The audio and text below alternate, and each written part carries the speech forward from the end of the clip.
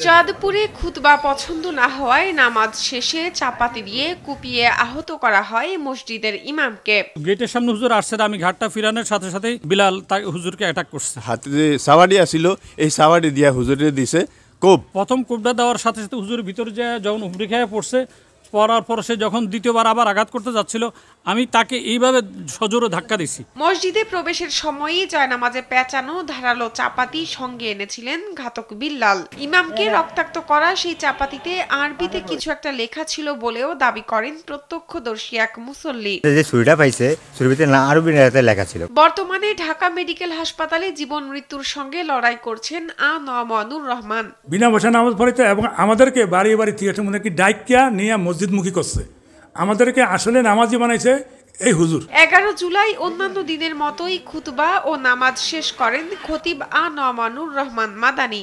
এরপর মুসল্লিদের সঙ্গে মসজিদ থেকে বের হওয়ার সময় বিল্লালের ওত পেতে থাকা চাপাতির কোপের মুখে পড়েন তিনি। হুজুরে জুমার আগে আসছে, এসে বয়ান করলো, কথাবার্তা বললো। হঠাৎ করে সব মুসল্লি চলে যাওয়ার পর ধর করে একটা চিৎকার দিল। চিৎকার দেওয়ার পর আমি উপর থেকে দৌড়ে আসলাম, কি হইলো না হইলো। আইসা দেখি যে হুজুরে এই মসজিদের ফ্লোরের ভিতরে রক্তাক্ত অবস্থা পড়ে গেছে। এর আগে খুতবা চলাকালীন সময়ে কিছু একটা বলার চেষ্টা করেন অভিযুক্ত বিল্লাল, তবে মুসল্লিদের বাধায় থামতে হয় তাকে। এরপর পিছনের কাতারে নামাজ শেষ করে অপেক্ষা করছিলেন। নুরুর রহমান আল মাদানী সাহেব খুতবার আলোচনা করতেছিলেন। এই অবস্থায় এই ফাঁসের কাঁচামাল বিক্রেতা বিল্লাল সে আইসা বলে আমি কিছু কথা বলবো। লোকেরা বলে যে না আপনি কথা বলবেন কি। এরপরে লোকেরা আরে জোর করিয়া সরিয়ে দিছে, ফিসে গিয়া নামাজ পড়িয়া সে বারিন্দায় চলে গেছে। তবে ইমামের ওপর আগে থেকেই ক্রোধ ছিল বলে স্বীকার করেন অভিযুক্ত বিল্লাল। মিলাদ কোরআনের কথা বলছেন, মিলাদ কোরআন শরীফে নাই। যে আমার ধর্মীয় পেশাব সে বলেছে তাকে নিয়ে বলছে, আমি মানতে পারি নাই। এদিকে ঘটনার আগে বিল্লালকে এই মসজিদে কখনো নামাজ পড়তে দেখেননি বলে দাবি করেন মুয়াজ্জিন। আমি বিগত 27 বছর আছি এখানে। 27 বছরে বিল্লালকে কতবার এই মসজিদে নামাজ পড়তে দেখছেন? না, আমি কখনো দেখি নাই, এই শুধু গতকালই দেখছি আর কি। আক্রমণের পর পালিয়ে যাওয়ার সময় এলাকাবাসী বিল্লালকে ধরে ফেলে এবং মসজিদে এনে বেঁধে রাখে। এরপর পুলিশ এসে তাকে আটক করে নিয়ে যায়। কোপ দিয়ে দৌড়ে পালাইতে লাগছিল। পরে যে এখানকার সাধারণ জনগণ এরা ধরে মসজিদে আনছে, আইনা বান্ধা রাখছে।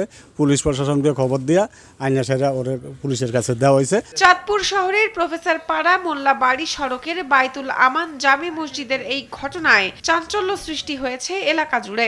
এলাকাবাসী অভিযুক্ত বিল্লালের উপযুক্ত শাস্তি চান। ফাঁসি চাই, আর অন্য কিছু আমরা চাই না। আমাদের মসজিদ ইমাম সাহেব খুব ভালো লোক। আমাদের ব্যবসা আমরা শুনছি সে মসজিদে সবসময় তাদেরকে ডাকিয়ে দিয়েছে। অভিযুক্ত বিল্লালকে আদালতে পাঠানো হয়েছে বলে জানান চাঁদপুর সদর মডেল থানার ভারপ্রাপ্ত কর্মকর্তা বাহার মিয়া। হেফাজতে পাওয়া যে সংক্ষুব্ধ ব্যক্তি, অভিযুক্ত ব্যক্তি, ওনাকে আমরা জিজ্ঞাসাবাদ করি এবং উনি ঘটনার সত্যতা স্বীকার করেন। ওনাকে আমরা বিজ্ঞ আদালতে প্রেরণ করি এবং 164 ধারা জবানবন্দি দেওয়ার জন্য উনি সম্মতি প্রকাশ করেন। এ বিষয়ে আদালতে প্রতিবেদন সহকারে প্রেরণ করা হয়। শাহনাজ পারভিন, কালবেলা।